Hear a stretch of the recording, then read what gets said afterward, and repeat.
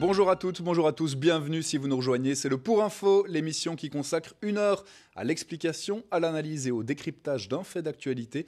Aujourd'hui, on parle de finances durables. Comment savoir si les investissements que vous comptez réaliser seront effectivement réalisés comme vous le pensez dans une entreprise verte, une entreprise durable. C'est ce que nous allons tenter de savoir, notamment parce que l'Union européenne est en train en ce moment de travailler à ce qu'on appelle la taxonomie européenne, une série de règles qui permettraient justement de comprendre, de classifier tous ces investissements. En dernière partie de l'émission, on se demandera si on peut aller encore plus loin dans cette taxonomie, plus loin dans ces régulations. C'est ce que nous allons tenter de savoir, de comprendre avec nos deux experts. Voilà pour les titres principaux de l'actualité. On est parti pour parler pendant 1 heure de finances durables et on en parle avec deux invités. Thomas Van Kraan, le directeur de la banque Triodos Belgique. Bonjour. Bonjour. Merci beaucoup d'être avec nous ce matin. En face de vous, un chercheur spécialiste de la question, Ludovic Sutter-Sorel. Bonjour. Sutter-Sorel, excusez-moi. Vous êtes chercheur pour l'ONG Finance Watch, oui. Notamment. On va rentrer, parce que je pense que la finance durable, a priori, ça dit plus ou moins ce que ça veut dire, mais la définition précise n'est pas connue par nos téléspectateurs. Alors, on entend quoi par finance durable ? En effet, c'est une très bonne question, parce que simplement, il y a déjà beaucoup de définitions qui existent. On ne peut pas dire qu'il y a une manière de la voir. On va dire qu'il y a deux grandes manières de percevoir et de définir ce qu'est la finance durable. La première est plutôt restreinte, et celle qui est généralement celle du secteur financier. C'est donc une finance durable est un pan de la finance qui s'attache à prendre en compte des critères ESG. Par ESG, on entend environnement, social et gouvernance. Okay. Donc c'est globalement restreint, c'est une pratique financière, et c'est globalement une tendance positive, mais seulement si des labels et des régulations fortes font s'assurer d'éviter le greenwashing. Okay. Donc ce sera l'occasion de discuter de ça plus tard. Une définition plus large, qui est justement celle d'autres acteurs de la société, tels que les législateurs, les académiques ou certaines ONG telles que Finance Watch, c'est qu'en fait la finance durable doit être... Une finance durable est une finance qui est à même de financer la transition écologique, car elle est suffisamment bien régulée pour pouvoir trois choses. Prendre en compte un haut degré d'exigence de durabilité. Donc comme on a dit plus tôt, il y a la question d'avoir des produits verts, mais pour ça il faut des labels qui puissent permettre de le savoir. Et pour ça il faut des régulations qui encadrent, sinon ça devient une pratique volontaire et on n'est pas sûr que toutes les banques ou investisseurs financiers vont le faire de la même façon. Deuxième point, il faut que la gestion des risques intègre ce qu'on appelle les risques environnementaux, les risques financiers liés à l'environnement. Et là c'est aussi, il faut des régulations pour ce point-là.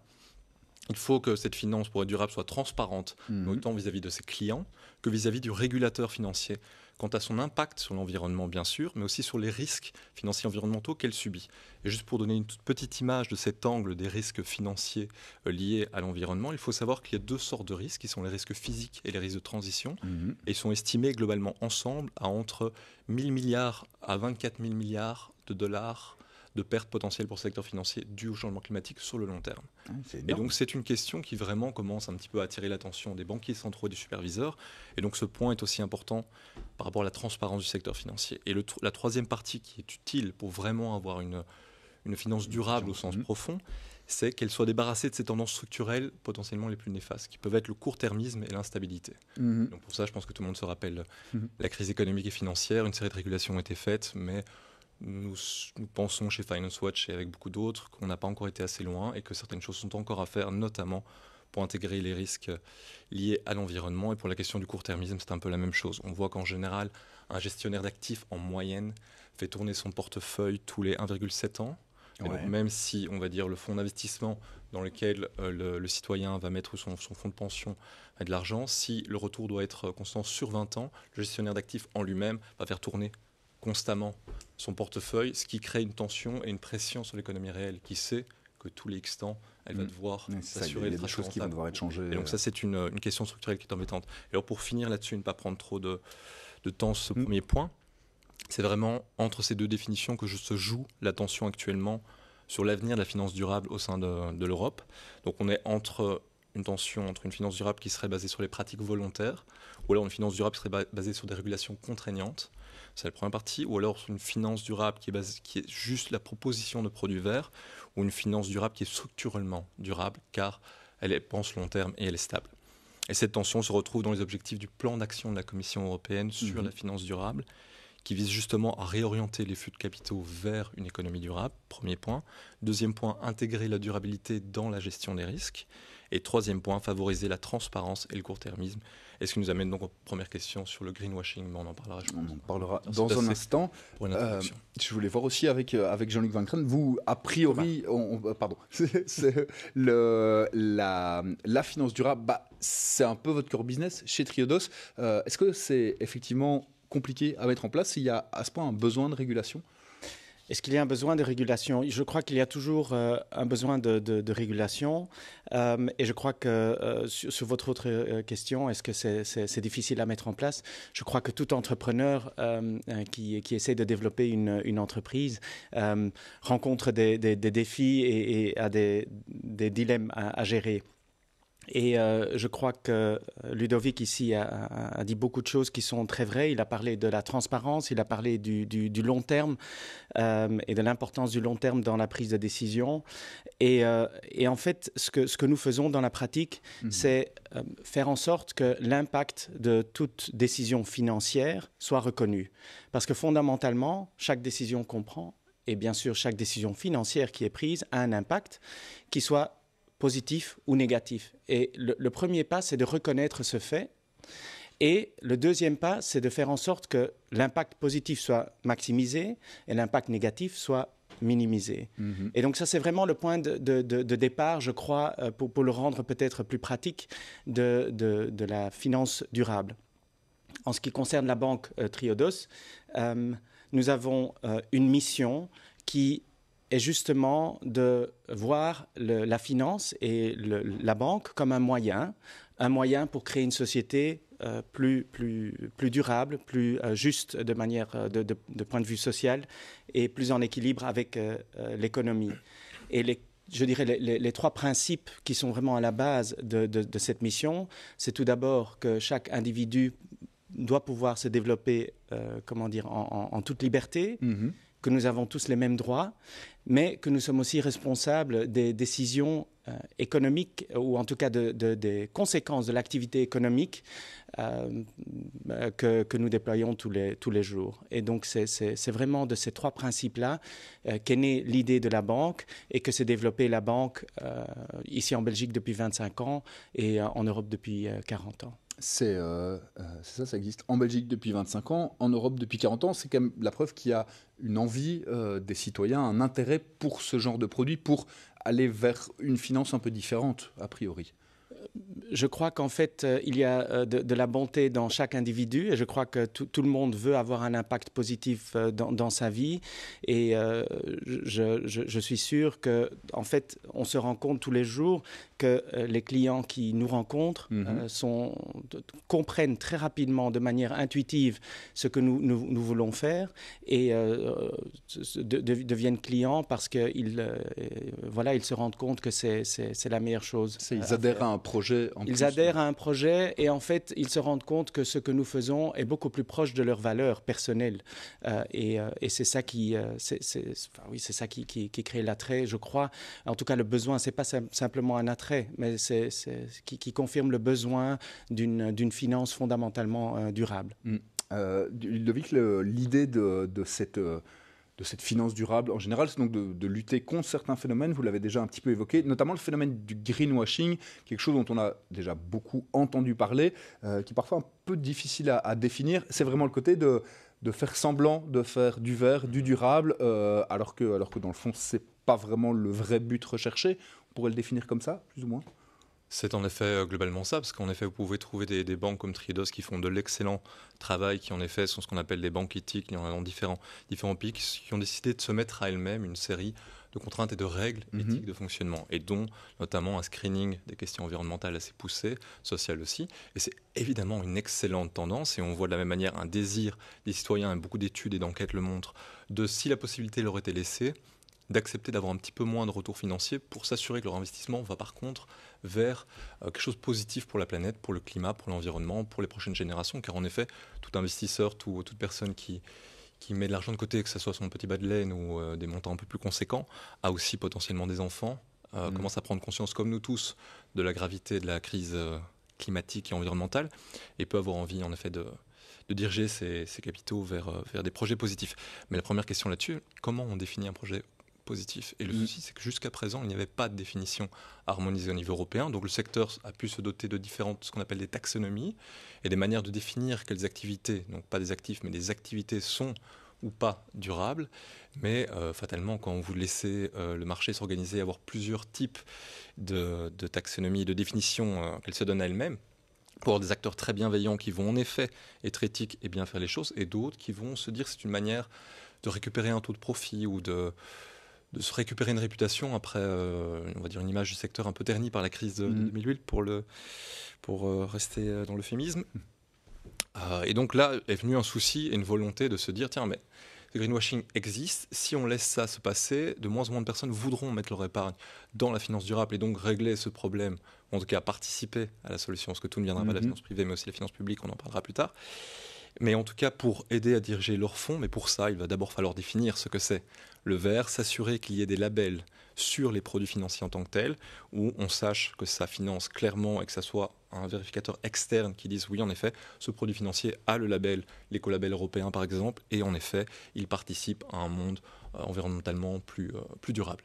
On le voit notamment, vous évoquiez, effectivement, il y a plus ou moins toutes les institutions bancaires se sont lancées dans les produits durables, ou en tout cas ce qu'ils présentent eux comme des produits durables. On en a pas mal parlé la semaine dernière, évidemment avec le lancement de Newbie, et un des arguments des détracteurs à Newbie, c'était mais toutes les banques font du durable et de l'éthique, alors qu'il y a en fin de semaine dernière le screening des banques qui est sorti, et c'est bien la preuve que en fait, non, toutes les banques ne sont pas égales par rapport aux produits éthiques et durables. Tout à fait. Je rencontre des clients chaque semaine, et beaucoup sont confus en fait par les messages qu'ils reçoivent des différentes banques sur le marché, et se demandent oui, mais qui est-ce que je dois croire? Et de cette perspective-là, je crois que c'est important d'avoir une définition commune, un label ou une taxonomie, pour faire en sorte que on commence à parler un peu le même langage. Mais il faut bien comprendre qu'un label en soi ou une taxonomie en soi ne sera jamais suffisant, parce que, comme toute chose, la durabilité, mais il y a des éléments quantitatifs, il y a des éléments qui sont objectifs, et il y a des éléments plus qualitatifs qui sont plus subjectifs. Et ce que nous trouvons important, c'est d'être très clair et très transparent sur nos politiques d'investissement, et de les mettre en lien avec certains objectifs que nous nous sommes mis. Par exemple, l'accord de Paris sur le climat, où on s'est dit, dans l'Union européenne, où on veut atteindre une économie, carbon neutral, neutre en carbone, en 2050. Ça, ce sont des objectifs très précis, et c'est pas trop compliqué de créer, ou en tout cas de définir ces politiques d'investissement pour tout ce qui est placement et investissement. Donc des politiques d'investissement qui soient en ligne avec ces objectifs-là.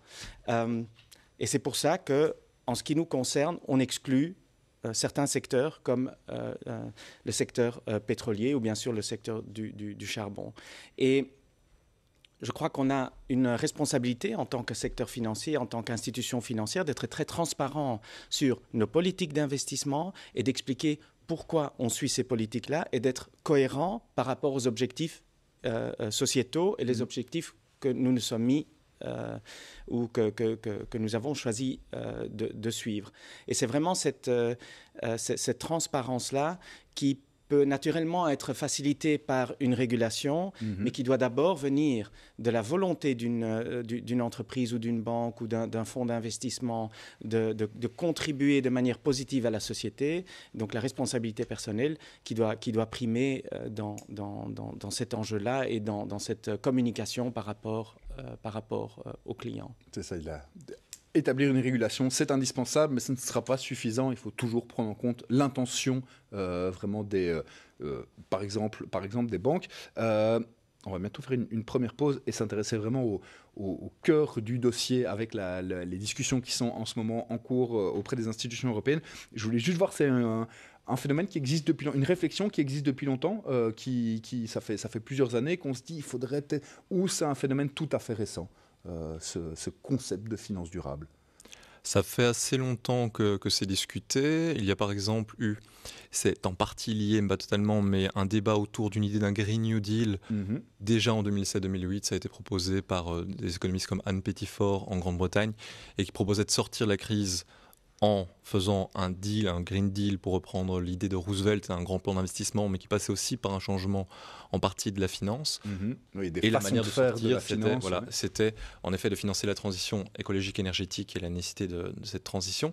Et donc on peut dire que oui, c'est là depuis assez longtemps, c'est même avant avec la responsabilité sociale des entreprises, mais c'est que assez récemment, depuis 2016, que vraiment il y a une volonté de clarifier, justement de réguler. Parce que malheureusement là-dessus, on va peut-être un tout petit peu, je ne pense pas qu'on soit vraiment en désaccord, mais le point principal, c'est que pour nous, la régulation va être nécessaire, parce que jusqu'à présent, ça a souvent été la volonté des acteurs, et donc elle peut être très diverse, elle peut être de très bonne qualité, et pousser les gens en effet à faire le plus et faire le juste, mais la régulation est pour ceux qui justement ne vont pas suivre ces règles d'éthique de base, et donc il faut en effet des régulations assez claires, qui également demanderont aux acteurs financiers et à tous les acteurs financiers de proposer obligatoirement à tous leurs clients des produits verts, ou leur demander en tout cas s'ils en veulent. C'est ça, en fait. Si je comprends bien, l'importance de la régulation, elle est là aussi parce que, pas spécialement pour contraindre ceux qui ont déjà l'intention de travailler effectivement en termes de finances durables, elle est surtout pour contraindre ceux qui vont tenter de contourner le système, en quelques mots. Mais si je peux ajouter quelque chose, le risque, la raison pour laquelle nous sommes ici, c'est que justement le risque que ça contraigne les banques et les fonds d'investissement qui essayent en fait de développer des produits durables vrais, on court le risque qu'ils auraient des contraintes encore plus élevés qu'aujourd'hui, justement pour commercialiser et mettre leurs produits à la disposition de leurs clients. Donc c'est vraiment là l'enjeu qui est en face de nous, et c'est pour ça que je trouve très important d'être ici et d'en parler aujourd'hui. Justement, j'imagine ce qu'il faudra, c'est réussir à trouver justement un équilibre entre pas trop de régulation et quand même un minimum pour réussir à... C'est ça, ou en tout cas qu'elle s'applique à tous, et pas simplement aux acteurs qui déjà en font le plus, ce qui est un peu un des risques de certaines régulations, mais on aura l'occasion d'en parler un peu plus tard. On aura l'occasion d'en reparler juste après une première pause. On se penchera complètement dans la taxonomie européenne et ce que les institutions européennes, Conseil comme Commission comme Parlement, tentent de mettre en place. A tout de suite.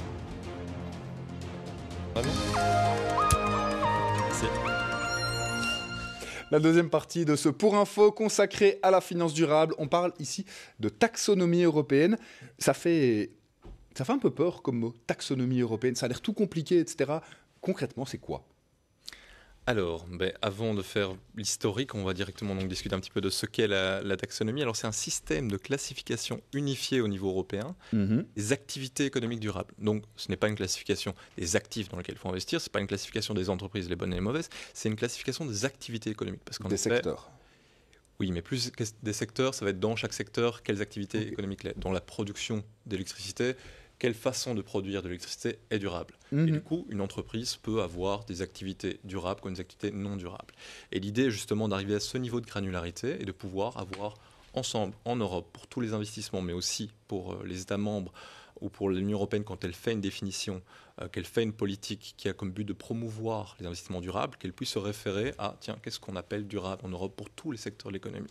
Et donc, c'est cette classification. Alors, on le disait juste avant la pause, ça fait un moment que la réflexion existe. Concrètement, cette réflexion, c'est plus récent, ça fait 2-3 ans, depuis 2016, vraiment qu'il y a une intention de lancer quelque chose au niveau européen. Si on revient sur l'historique, ça a été compliqué à mettre en place au niveau des discussions, etc. Comment ça se passe ? Alors la taxonomie en tant que telle n'est pas encore tout à fait finie, ça on en parlera un petit peu après. Pour revenir sur l'historique, quand ça s'est lancé, on pourrait dire que ça a vraiment démarré en 2016, entre 2016 et 2018, quand la Commission a mis en place ce qu'on appelle le HLEG, le High Level Expert Group, qui est le groupe à haut niveau sur la finance durable, qui en gros était un groupe d'une vingtaine d'experts qui représentaient autant les ONG que le secteur financier que les milieux universitaires, plus des observateurs autant des institutions européennes qu'internationales. Et ce groupe a été mandaté pour réfléchir à quoi ressemblerait une série de régulations de la finance pour qu'elle devienne durable. Et donc ils sont venus en janvier 2018 avec un assez conséquent rapport, très dense intellectuellement, qui proposait 8 actions prioritaires, suivies de 8 recommandations transversales et après des recommandations par pour chaque type d'institution financière pour rendre tout ça durable. Et dans les premières actions prioritaires, il y avait notamment cette idée d'une taxonomie, mais aussi d'un label vert, une amélioration de l'information par les entreprises sur justement l'impact qu'elles ont sur le climat. Et tout ça, de cette première phase, la Commission en a fait ce qu'on appelle le plan d'action, non plus sur la finance durable, mais le plan d'action de la Commission Financer la croissance durable, donc le nom a changé vers la fin, qui dit quelque chose justement sur ce qu'on a pu discuter au début, la différence entre financer la transition et être durable en tant que secteur. Et ce plan d'action a eu 3 objectifs affichés qui étaient réorienter les flux de capitaux vers une économie plus durable, intégrer la durabilité dans la gestion des risques et favoriser la transparence et le long terme. Mais la grande question, c'est est-ce que ces propositions sont suffisantes pour atteindre ces objectifs ? Ça, on pourra en discuter plus tard. Mais donc, en tout cas, ce qu'il faut savoir, c'est que le premier point qui est un petit peu, on va dire, la pierre angulaire de tout ce plan d'action, c'est la taxonomie, qui définit donc les activités qui le sont. Et après, des labels viendront dire, OK, ce produit financier respecte la taxonomie, il est taxonomie compliant, parce que X% des investissements sont en effet dans des activités durables. Bon, après, il y a une série d'autres propositions, on pourra revenir plus tard dessus si nécessaire. Monsieur Van Kraan, c'est aussi l'idée, justement, comme on le disait, là, si... D'abord, est-ce que vous avez été associé, vous, à ces discussions, à cette réflexion, ou pas du tout ? Oui, tout à fait. On a été associés depuis le début. D'ailleurs, je crois que le premier fruit de notre travail a été une collaboration avec Finance Watch en 2017 où on a rédigé ensemble avec Mission 2020 de Madame Figueres un document, le white paper, pour présenter une réponse en fait au travail, aux résultats intermédiaires du High Level Expert Group. Et cette collaboration a continué depuis ce moment-là, justement parce que c'est un sujet qui est très important et où les membres du Parlement et les membres de la Commission qui étaient impliqués dans ce travail voulaient entendre aussi des acteurs dans le marché financier, des banques et des fonds d'investissement, et que jusqu'à ce moment-là, ils entendaient fondamentalement que les institutions financières traditionnelles. Et donc c'est pour ça que c'était un moment, je crois, très important où... malgré sa taille moyenne, la banque Triodos, associée à d'autres banques, par exemple les autres membres de la Global Alliance for Banking on Values, ont été entendus, justement parce que ce sont plus de 50 institutions de par le monde qui chaque jour développe cette finance durable et démontre que c'est une finance qui a tout à fait une raison d'être, qui peut être durable et générer des profits en même temps. Parce qu'il faut bien se réaliser quelque chose, c'est qu'aujourd'hui, au niveau européen, il n'y a que 1 à 2% de tous les fonds d'investissement qui ont un label durable. Alors, on a discuté de la qualité des labels qui sont octroyés ou souvent qui sont créés par les fonds d'investissement et les banques elles-mêmes. Mais ça veut dire qu'il y a encore 99% des fonds qui sont investis qui ont une politique d'investissement qui ne tient pas compte de leur impact sociétal. Et on s'est aussi rendu compte que promouvoir les investissements, disons, verts, ne réduit pas nécessairement les investissements bruns. Dans le reste, oui. Et c'est ça, je crois vraiment, un des défis aujourd'hui, c'est qu'il faut, comme Ludovic vient de le dire, il faut rediriger les flux. Et donc, il faut absolument travailler sur la diminution des investissements vers ce qu'on appelle brun. Et je comprends très bien que labelliser quelque chose de brun est un peu, c'est un peu enfantin, mais c'est pour faire le point, vous me comprenez bien. Mais donc, diminuer les investissements dans toutes les activités qui sont non durables, et les flux vont d'eux-mêmes, puisqu'il y a suffisamment d'argent dans le marché, se diriger vers tout ce qui est durable. Et donc, c'est très important de définir ce qui est durable, mais c'est tout aussi important de définir ce qui n'est pas durable. Tout à fait, justement pour réaliser et accélérer cette transition. Ça, en termes économiques, on en est plus ou moins sûr qu'en redirigeant les flux, ils vont d'eux-mêmes s'égaliser et se diriger vers les investissements verts, a priori ?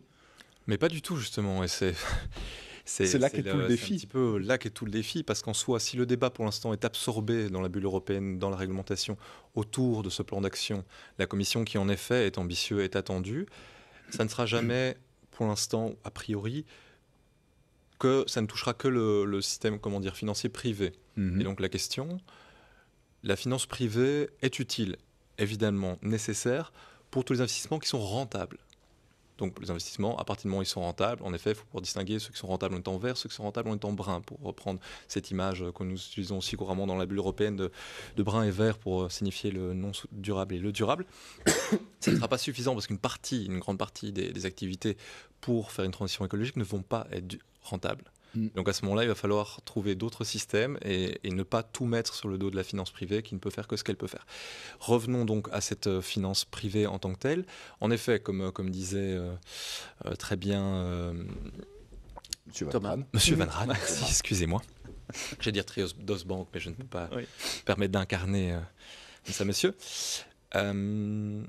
C'est qu'ajouter un petit peu de vert sur une économie brune ne va pas résoudre la solution. Il va falloir désinvestir, mais de nouveau, désinvestir ne va pas être suffisant. Il va surtout falloir faire en sorte de prendre l'économie où elle en est et de la faire transiter. Et du coup, ça va nous amener une bonne partie des réflexions de la taxonomie sur comment elle fonctionne, sur pourquoi elle fonctionne de cette manière et sur où sont les points d'achoppement pour l'instant dans les négociations, parce que pour l'instant, il faut savoir que cette taxonomie est en négociation entre la Commission, le Parlement et le Conseil dans ce qu'on appelle les trilogues. Et les points sont notamment sur toutes ces questions. Qui doit l'appliquer, jusqu'où elle va, à quel point elle prend en compte différentes couleurs de vert, est-ce qu'elle prend en compte le brun ? Et tout ça, c'est un petit peu la base du débat, parce que c'est ce premier point à définir va amener tous les autres. Mais même encore ça, il faudra toujours garder à l'esprit que même si ça prend le temps intellectuel et que c'est important de bien le faire, ça ne sera pas encore suffisant. Donc il va falloir vraiment encore proposer d'autres propositions, et justement avec d'autres alliés comme Triodos, nous travaillons à faire des propositions à la Commission, aux institutions européennes, en travaillant en partenariat avec des académiques et des groupes d'experts aux quatre coins de l'Europe pour justement essayer de pousser les lignes un peu plus loin. Justement, là au niveau, il y a un trilogue qui est prévu aujourd'hui, discussion entre le Parlement, le Conseil et la Commission. C'est quoi si on prend ces trois institutions, est-ce qu'elles ont plus ou moins une ligne qui est la même, ou est-ce que entre chaque institution ça coince déjà ? Elles divergent. Je ne sais pas si j'ai encore le temps, mais si je peux peut-être expliquer comment fonctionne d'abord globalement dans son cœur la taxonomie, ça permettra d'illustrer après. De mieux comprendre. Blocage. Je vais essayer de faire rapidement. Ce qu'il faut comprendre, c'est que la taxonomie verte va à terme couvrir 6 objectifs environnementaux. Les deux premiers sont liés au climat, c'est l'atténuation du changement climatique, l'adaptation au changement climatique, mais ensuite l'utilisation durable et la protection des ressources en eau et ressources marines. Quatrièmement, la transition vers une économie circulaire. Ensuite, la prévention de la pollution. Et sixièmement, la protection de la restauration des écosystèmes sains. Et donc vraiment le scope des activités qui vont être classifiées comme durables, ça sera très large. Pour l'instant, on n'est que sur les deux premiers liés au changement climatique vu l'urgence. C'est un point important. Et comment elle fonctionne ? En soi, pour qu'une activité soit dite durable selon la taxonomie, elle doit à la fois contribuer de manière substantive à un des objectifs environnementaux que je viens de citer, donc soit le changement climatique, soit la prévention de la pollution, la restauration des écosystèmes.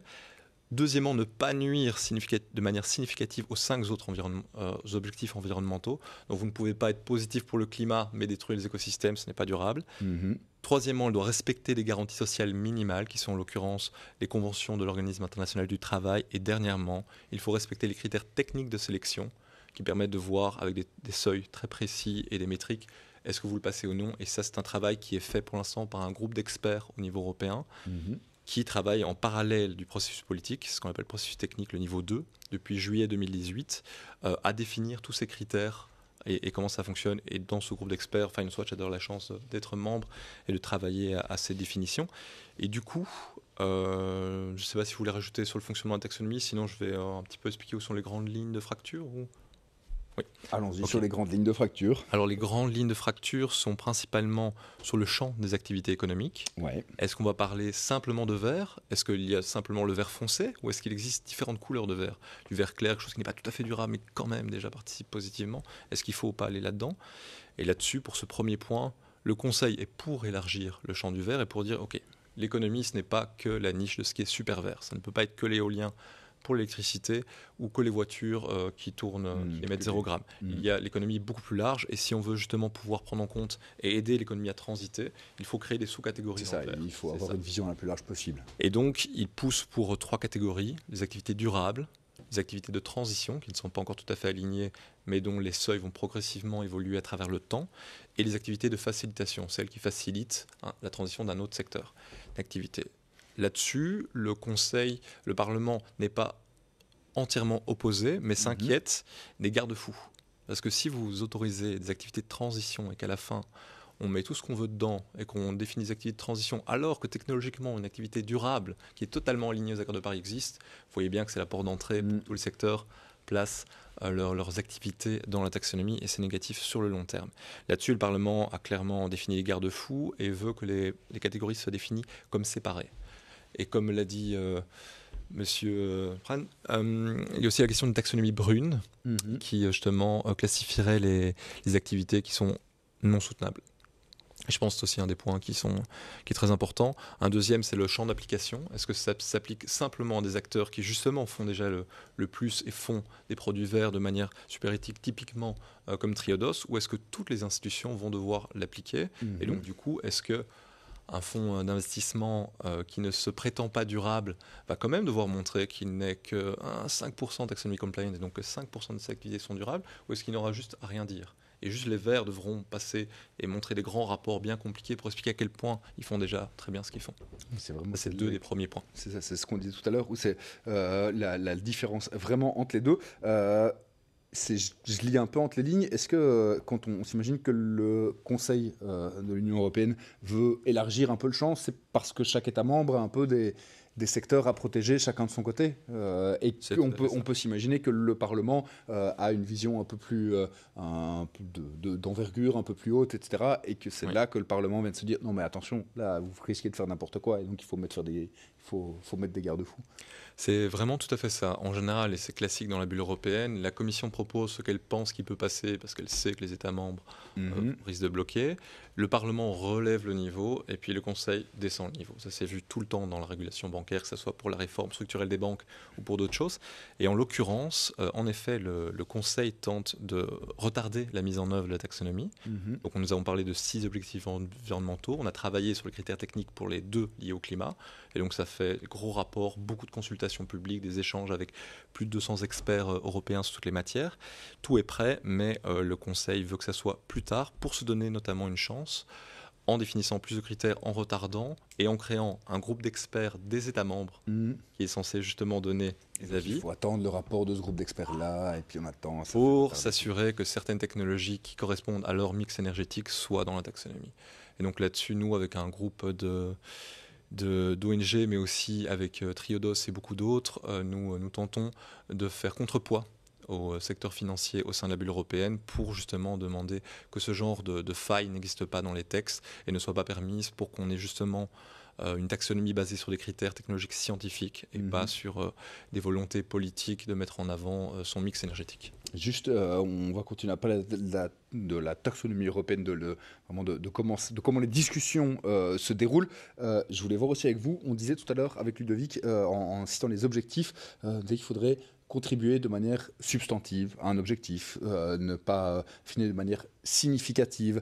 Est-ce que c'est pas un peu des termes où on peut mettre tout et n'importe quoi en mettant des termes un peu vagues comme ça fait qu'après on peut dire oui mais si c'est quand même de manière significative, c'est ce que j'ai fait. Il faut pas des trucs plus précis, plus factuels. Bien sûr, je crois que la précision aide tout le monde parce que ça répond vraiment à un besoin. Quand je disais là tout à l'heure qu'en Europe, en Belgique c'est environ 10%, en Europe c'est environ 1 à 2% de produits d'investissement sont labellisés durables, ça veut dire que 99% ne le sont pas.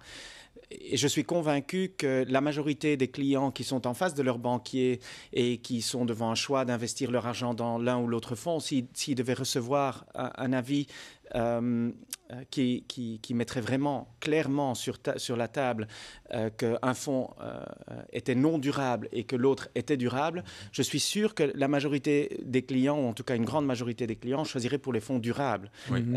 Si on était transparent et honnête sur les activités qui sont dans les autres fonds d'investissement. Donc c'est là où employer le mot juste est très important. Et il faut aussi bien se rendre compte que c'est vrai que ces discussions sont complexes. Les sujets sont complexes, sont très techniques, mais ça ne peut pas être une excuse pour ne pas les aborder. Oui. Parce que, disons, le défi environnemental qui est devant nous ne nous attendra pas et n'attendra pas la conclusion de ces discussions-là. Donc il y a un certain sens d'urgence dans tous les acteurs. Il y a un sens pratique un peu pas de raison d'État, mais on doit le faire tous. On doit le faire. Et bien sûr que ça doit être une transition juste. Donc c'est clair que ça va demander un effort de tout le monde. Et ça va demander un effort dans certains secteurs ou de certaines activités qui sera plus élevé que dans d'autres. Et ça, il faut le reconnaître et il faut faciliter cette transition. Et c'est peut-être là que certaines sous-catégories peuvent aider justement à créer et à accélérer ces transitions. Mais je crois que ça serait quand même se leurrer et mettre une hypothèque sur les générations futures si on ne faisait pas aujourd'hui. Et c'est vraiment là qu'on a le choix aujourd'hui, c'est de faire quelque chose qui va nous aider à accélérer cette transition, qui va au moins nous donner une chance de combattre de manière effective les défis climatiques qui sont en face de nous. Et bien sûr, ce n'est qu'une partie de la discussion, parce qu'aujourd'hui, on parle surtout du climat et des émissions de gaz à effet de serre, mais il y a d'autres enjeux sociétaux, comme par exemple la biodiversité ou la justice sociale, qui, en fin de compte, sont tous liés par le système économique dans lequel nous agissons. Mais je crois qu'on peut très bien accepter qu'aujourd'hui, on traite des sujets les plus urgents dans une perspective de traiter des autres sujets qui sont liés dans un avenir très, très proche. On va bientôt arriver à encore une pause dans cette émission. Juste avant ça, je voulais encore voir vraiment sur les négociations qui se passent en ce moment. On l'a vu, il y a un peu des oppositions en différentes institutions, entre par exemple le Conseil et le Parlement. Au sein même du Conseil, je disais qu'entre États membres, on n'arrive pas vraiment à se mettre d'accord, notamment sur la question du nucléaire. Un pays comme l'Allemagne qui a déjà tout à fait avalisé sa sortie du nucléaire en 2025. En face, il y a la France qui a quand même un petit peu de mal à théoriser justement et à mettre en place cette sortie nucléaire. Et Emmanuel Macron proposait d'inclure le nucléaire dans la liste des investissements durables, notamment en se basant sur le fait que, ça c'est scientifiquement correct, etc., qu'il y a très peu de rejet de CO2 dans l'atmosphère, etc. Bon, il y a plein d'autres problèmes liés à la problématique du traitement des déchets notamment, mais ça, c'est un exemple d'un point d'achoppement qui existe au sein même d'une institution, entre les différents États membres. Oui, en effet, et à un moment, on a même craint que cette tension entre les États membres amène à tuer la taxonomie, simplement parce que ça prenait tellement de mois pour arriver à une position du Conseil, quand finalement un compromis a été trouvé en septembre, on était tous assez soulagés de l'entendre. Mais clairement, il y a cette tension sur les technologies. Ce qu'il faut savoir, c'est que le Parlement avait décidé d'exclure dans le texte politique, donc il y a un texte politique et un texte technique. Dans le texte technique, c'est là-dedans qu'il y a les critères pour chaque activité qui permettent justement de préciser ce qu'est une contribution substantive ou le fait de ne pas faire de mal pour tous les secteurs. Mais dans ce texte politique, le Parlement avait exclu le charbon, le fossil fuel, pétrole et le nucléaire. C'est clairement quelque chose qui n'a pas été repris par le Conseil, qui a justement plutôt rajouté une question de neutralité technologique.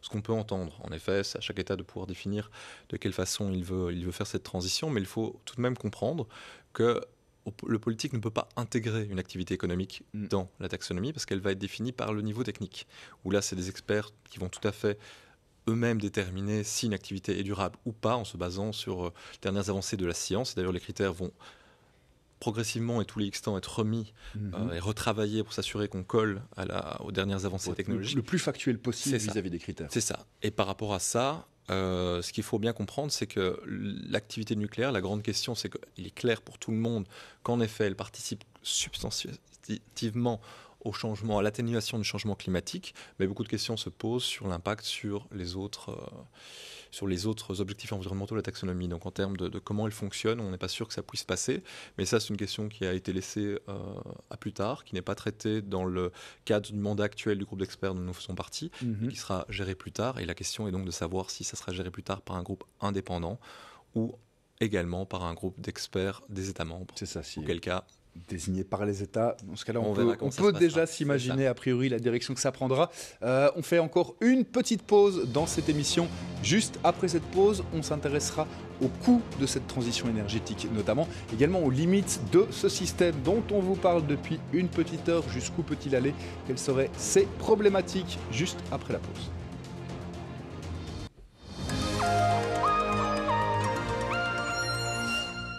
La troisième et dernière partie de ce Pour Info consacrée à la finance durable, à la taxonomie européenne. J'espère que vous avez bien suivi depuis le début d'émission pour bien comprendre de quoi on parle. Tout le principe de cette taxonomie, de mettre en place cette régulation, on l'a dit depuis le début, c'est entre autres réussir à faire cette transition énergétique, pas uniquement financée, à passer cette transition énergétique. Après, le problème, évidemment, comme souvent, c'est l'argent, le nerf de la guerre, et donc le coût de cette transition énergétique. Vous me disiez, Ludovic Suter-Sorel, vous avez des chiffres un petit peu. C'est pas rien ce qui nous attend pour financer cette transition énergétique. Il va falloir trouver des fonds. En effet, c'est ce que je citais, c'est des grands chiffres agrégés, mais c'est juste vraiment pour avoir une idée de ce qui nous attend. Donc il faut déjà savoir le temps qu'on a. Et donc côté climat, selon le dernier rapport du GIEC publié en 2018, nous avons 11 ans pour réaliser la transition. Donc l'Union européenne s'est dotée d'objectifs propres qui vont un petit peu plus loin que ceux dans le cadre des accords de Paris. Et là-dessus, il a été estimé par la Cour européenne des auditeurs que les objectifs climatiques de l'Union européenne vont coûter 1115 milliards d'euros par an. Ce qui est en effet un certain montant. Il faut en effet imaginer que tous les secteurs vont devoir s'y mettre. Une partie va être financée par les budgets publics, que ce soit on va dire la rénovation de certains bâtiments et des choses du style, une partie par les individus, le fait de changer la mobilité, mais il y a aussi des questions d'infrastructure, est-ce qu'on va plus vers le train, qu'est-ce qu'on change, ça a coûté, c'est assez fort, et aussi les entreprises en tant que telles vont devoir le faire, donc ce coût estimé est assez large, mais aussi, et comme l'a très bien rappelé monsieur, il y a aussi un aspect biodiversité. Qui est une question qui monte, c'est-à-dire de plus en plus on se rend compte que la prise de conscience qu'on a eue vis-à-vis du climat, la même est en train de se faire par rapport à la biodiversité. Un rapport en 2019 est sorti de l'IPBES, qui est l'équivalent du GIEC, mais pour la biodiversité, et qui montre l'impact alarmant de notre mode de production et du manque de régulation environnementale sur l'état de la planète, ce qu'on appelle le capital naturel, sur tout l'environnement, et particulièrement la biodiversité, dont les sols. Et de ce côté-là, les chiffres sont plus rares, plus difficiles à trouver, mais ceux qui avaient été estimés en 2010, donc ça date un petit peu à la CBD, la Convention en biodiversité, c'est qu'il fallait 300 à 400 milliards de dollars par an pour restaurer et conserver la biodiversité, ce qui est aussi un sacré chiffre, qui est probablement beaucoup plus élevé 10 ans plus tard, vu qu'on n'a pas du tout réussi à atteindre les objectifs qu'on s'était fixés à la CBD en 2010. Et donc là, il y a vraiment un casse-tête pour les États de où trouver cet argent, comment faire en sorte avec une base fiscale un peu compliquée, on va dire, avec pas mal de délocalisation, d'optimisation fiscale d'un côté, de manque de ressources, en tout cas pour plein de raisons diverses et variées. Et pour le système financier, c'est à la fois des risques et des opportunités, comme on a pu le discuter. Et là, la taxonomie peut en effet aider, mais ça ne sera pas le seul outil. Il en faudra beaucoup d'autres. Ce sera justement... Thomas Van Kraan, si ce n'est pas le seul outil, à un moment, ça veut dire que c'est quoi les limites de ce principe? Comme vous le disiez en début d'émission, c'est que trop de régulation pourrait à un moment peut-être un peu causer des problèmes, et que pour des institutions qui, comme Triodos, travaillent déjà dans cette optique-là, que ça va compliquer leur boulot, entre guillemets? Ça va compliquer le boulot de Triodos, mais ce n'est pas vraiment là le point. Ça va rendre les produits qui sont durables, moins attrayants. Parce que si un produit d'investissement, par exemple, doit répondre à des exigences plus élevées, par exemple en termes de réglementation, en termes de reporting, etc., mais c'est clairement que c'est un coût qui devra être porté par exemple, l'institution financière qui structure ce produit. Pourquoi est-ce qu'on rendrait le coût d'un produit durable plus élevé de manière fictive par le biais de la régulation que des produits non durables, alors que l'impact sociétal des produits non durables est plus élevé que les produits verts. On y fait attention à ça. Pardon ? On y fait attention à ça. Oui, tout à fait. Et donc, ce qui est important pour nous, en tout cas dans le débat de la taxonomie, c'est qu'on ne parle pas seulement de ce qu'on considère durable, mais qu'on applique ou que le champ soit élargi sur toutes les activités et qu'on reconnaisse aussi tout ce qui n'est pas durable. Ce qui est aussi très important, c'est qu'on ne l'applique pas seulement aux fonds d'investissement, mais à toute activité financière. Donc, c'est-à-dire que ça inclut aussi les crédits octroyés par les banques, parce qu'il faut savoir qu'il y a autant d'argent dans le système financier en Europe, dans les fonds d'investissement, que sous forme de crédit. Donc, l'impact de crédit est très important aussi. Il faut pas minimiser ça. Et comme on l'a dit tout à l'heure, il faut élargir le champ à tous les critères, en fin de compte, à tous les critères de durabilité, donc pas seulement sur la transition énergétique, mais en fait tous les éléments comme on en a discuté précédemment. Donc je crois que on ferait plaisir à la société et à l'humanité si on reconnaissait ces trois éléments-là et si jeudi, ils seraient intégrés dans la décision de la taxonomie. Ça serait vraiment une belle réalisation, un beau résultat qui nous servirait tous. Totalement d'accord là-dessus. Et si je peux je vous en prie, j'allais vous demander justement si vous partagiez ces limites ou si vous en mettiez d'autres au système. Je partage cette inquiétude sur le fait que cette taxonomie doit s'appliquer à tout le monde. Sinon, en effet, on met plus de charges de reporting sur ceux qui font déjà le bien que le négatif. Mais le but, c'est plutôt pas de se dire qu'on doit donc du coup enlever pour eux le reporting, s'assurer qu'il n'y ait pas de greenwashing avec une définition claire. C'est qu'il faut rendre cette taxonomie le plus utilisable, le plus simple à mettre en place.